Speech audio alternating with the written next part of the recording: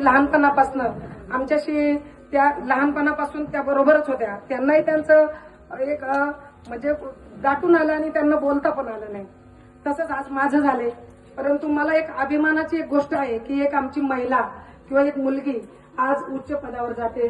त्याचप्रमाणे ती पुढील आता एवढं शिक्षण न थांबवता ऋतुजाने पुढे PSI व्हावं, API व्हावं आणि भावडीचं नाक हे अजून उंच करावं अशी माझी पण अपेक्षा आहे. आणि आज तू ज्या याच्यावर आहे, आज आमचे भरतभाऊ वरून पाहत असतील, बरं आज त्यांची उपस्थिती इथं नाहीये, तरी त्यांचाही मोठा वाटा हा तुझ्या यशात आहे.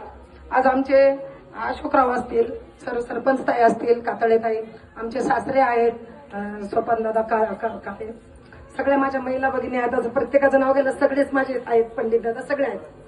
परंतु मला भावडीत कोणत्याही कार्यक्रमाला यायला खूप आनंद होतो. परंतु आमचे भरतभाऊ गेल्यापासून मला थोडस इकडं म्हणजे येण्याचंच वाईट वाटतं. परंतु आज आनंदाच्याही कार्यक्रमात मला तुम्ही विसरले नाही, हे मी माझं एक भाग्य समजते. आणि इथून पुढे तुम्ही जसं अमित भाऊंनी सांगितलं, कधीही महिलांच्या प्रश्नांसाठी मला कधीही आवाज द्या. तुमच्या प्रत्येकाच्या कुटुंबातलीच मी एक महिला आहे आणि इथून पुढेही तुमच्या बरोबरच आहे.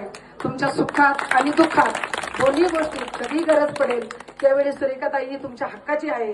आणि ऋतुजा, मला आता ताई बोलल्या, तुला एकदा अपयश आलं, दोनदा अपयश आलं, तू खचली, नंतर पुन्हा उभी राहिलीस. अपयश ही यशाची पहिली पायरी असते बाळा.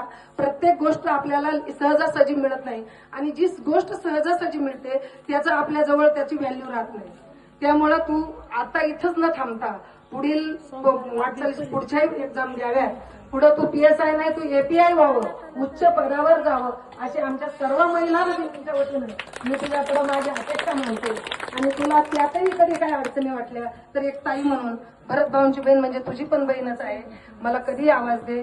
तुमच्या सगळ्या बावडीकरांबरोबर मी आहे आणि एवढंच बोलून थांबते. आणि ताईंनी सुद्धा संपूर्ण आयुष्य आज मुलींना मोठं करताना, त्यांच्यावर संस्कार घडवताना, आज ज्यावेळी आपल्या खांद्यावर पुरुषाची साथ नसते त्यावेळी कुटुंब चालवणं सुद्धा खूप अवघड गोष्ट असते. आणि आज हा तुझ्या आईचा पण मोठा अभिमान आहे आणि तो तू सार्थ केला, त्याबद्दल तुझे पुन्हा एकदा अभिनंदन.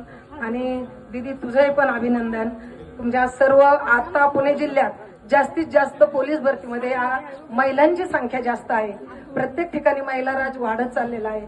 आणि माझ्या म्हणजे पुरुष वर्ग राग येऊन देऊ नका, परंतु तसं पाहिलं तर महिलांमध्ये जास्त सहनशीलता, जास्त चिकाटी आणि जास्त त्यामध्ये उमेद असते आणि करायचं म्हणलं तर ते करतातच.